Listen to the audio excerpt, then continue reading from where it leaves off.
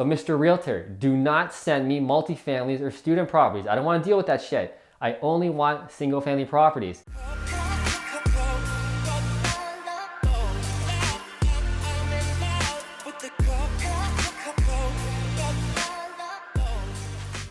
Real estate investing for beginners. So in this video, I'm going to show you the basic formula on how to get started in real estate, or if you're already started in real estate, how to keep going and build your business properly and effectively. Now, number one, where do I get the money? This is where most people get stuck. A lot of people are messaging me and saying, Matt, I want to get into real estate. I really want to become a real estate investor, but I don't have the money. Where do I start? How can I even invest in real estate without money? When it comes to money, there's basically three ways you're going to get it. Number one is yourself, which is the easiest way. So you have the down payment, you have all the money you need for 20% down to buy a property. The second way is with a partner.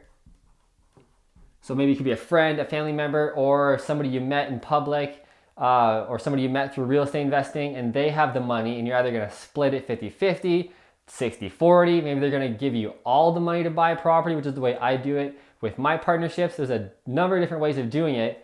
And the next way, if you have none of those and you still have no money, how do you make money in real estate and get started? Wholesaling. So you might see this all over YouTube and blogs. So what wholesaling is you going out and finding motivated sellers, putting their property under contract and selling the contract for money. It could be $1,000, $2,000, $3,000, $5,000, $10,000, $20,000, even $30,000 or more. So what you have to do is go out and find properties. Now this does cost money. You're never going to get into a business for $0 and make money. It's always going to cost something. Your time and money is what's always going to be cost when you start any business. So you're going to have to spend money on flyering. Even if you're going around knocking on doors, that's still your time. In a sense, it's money. Hiring other people to go around and knock on doors or hand out flyers to get people to call you and say, yes, I want to sell my home. I saw your flyer or your Band-Aid sign or whatever, and I want to sell my home. How do I do this? Then you go there, you find the house, you give them a lower price, and then you can sell it to an investor at a higher price, a premium of $3,000, $4,000, $5,000. I'm not going to go into huge detail because there's so much content on YouTube about wholesaling that you can find out. This could be a whole video for like a half an hour on its own, but that's essentially how you can make money or get started. It's either you have the money to buy a property, which I said is the easiest way. The second easiest way is that you have a partner who has the money, who's going to give you the money to buy a property. And the third way is if you have none of that, you can start wholesaling real estate. This is how you can get started in real estate, essentially with no money or very little money, and get started to start building up some cash flow to start buying properties by yourself so that you can have the money.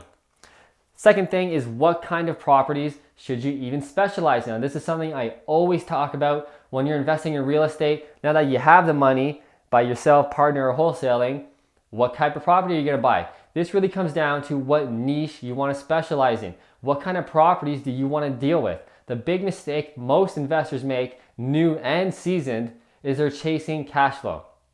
They have no idea what kind of property they actually want to buy.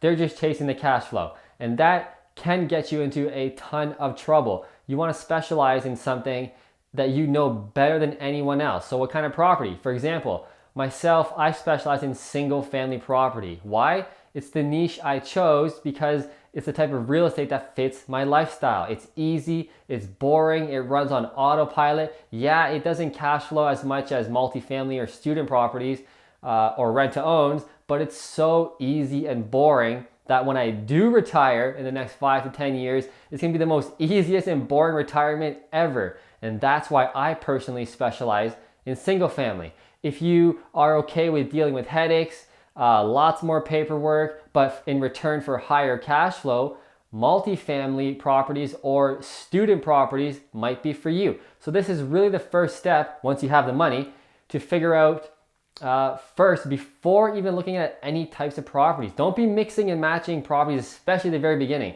Don't be buying whatever a realtor or your friend throws at you. You want to specialize. I want to do single family only. So Mr. Realtor, do not send me multifamilies or student properties. I don't want to deal with that shit. I only want single family properties. This is how you become a sophisticated investor, because you cannot be a good investor in every single different niche. Every niche is a totally different business and requires a whole different set of rules. So there's no way you can effectively manage all these different types of niches properly. You're gonna get bit in the ass somewhere. Third thing, where to buy. Now that you know what types of properties you want to specialize in, you have the money, where to buy. I always talk about this. What you want to be looking for in an area is GDP growth. Is the area growing? Is there a future in this area?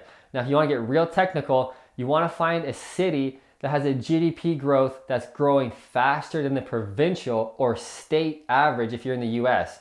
And even beyond that, you want to invest in a province or state that has a GDP growth growing faster than the national average. So we're boiling it down to a good area. We're starting at the national level, then we're finding a province or state that's faster than that, and then we're finding a city in that state or province that's growing faster than that. So that's how we boil it down to a good area. Next up, why do we care about GDP growth? Because when an area has strong GDP growth, it leads to job growth. And when we have job growth, what happens? People start moving in. So we have population growth. What happens when there's a big influx of population growth in an area? Rental demand goes up, which means rents go up. When people migrate to a new region because of a job, they normally don't want to buy right away. They have no idea about this area. So they rent for a couple of years, which is why when an area is growing really quick, rental demand and rental rates increase dramatically. What happens after the rental rates increase? Increased demand on real estate. Everybody's going nuts with the rental market. That always leads to the actual buyer real estate market, and that goes up. So you really want to be growing or buying an area that's growing. So I'm getting technical here with GDP growth and job growth. You can find all these numbers online, I'm sure, in your area. But essentially, you just want to be investing in an area that has a future. Is it growing? Are there diverse industries in that area? You want to stay away from one-hit pony town, manufacturing towns, or blue collar or white collar towns where there's only one industry. You want diverse industry so that if a recession does and will come, they always do, what's going to happen in that town? Well, maybe one area might get hit a little bit, but the other industries can kind of pick up the load. So the whole area is not going to tank. So you want to invest in those types of areas. Once you know exactly where you want to invest, you got the money, become the expert in that area, especially in your niche. If you're a single family expert in New York, I don't know, I'm trying to pick somewhere in the States, in a city, Buffalo in New York, you want to know that area better than anybody else. So I know what these semi-detached properties sell for exactly in my target neighborhoods. I know exactly what they rent for. I know exactly what type of renovations they need to attract my tenant who will pay me $1,650 a month every single time. That's how laser focused you want to be with your expertise. You want to know the area better than the realtors know. So that's really how you become a real estate expert, and you don't make mistakes. Because when you're chasing all around the country or all around the state or province, you're going to get caught in the ass because there's no way you're an expert in all these areas. So really become the expert. And what this will help with is partners.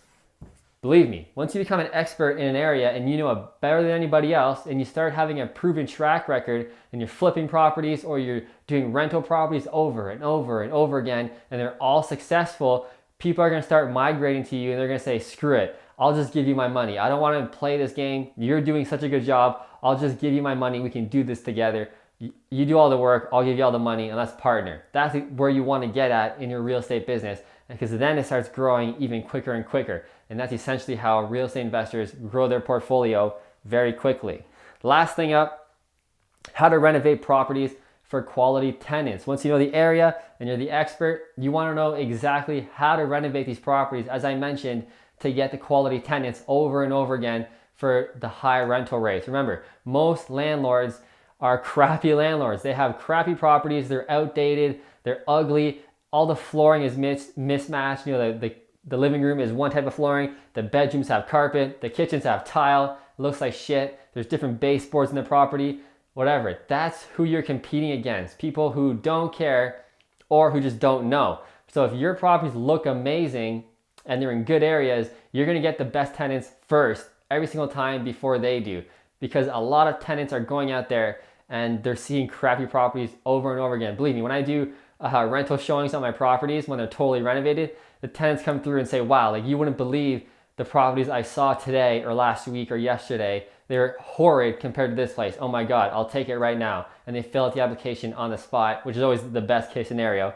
So that's really the level you want to get at, because when you know how to renovate them, it does two things. One, you don't have to worry about repairs because you renovated the whole house, which is why I do the strategy I do.